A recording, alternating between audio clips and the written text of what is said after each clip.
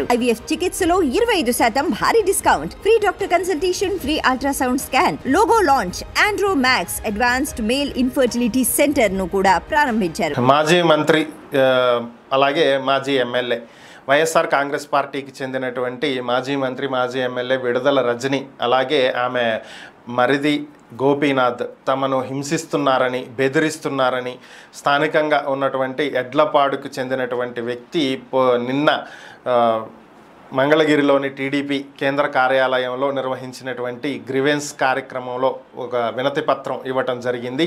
ఈయనే కాకుండా ఇంకా పలువురు ఇదే చిలకలూరిపేట నియోజకవర్గం నుంచి ఫిర్యాదులు చేయటం విశేషం.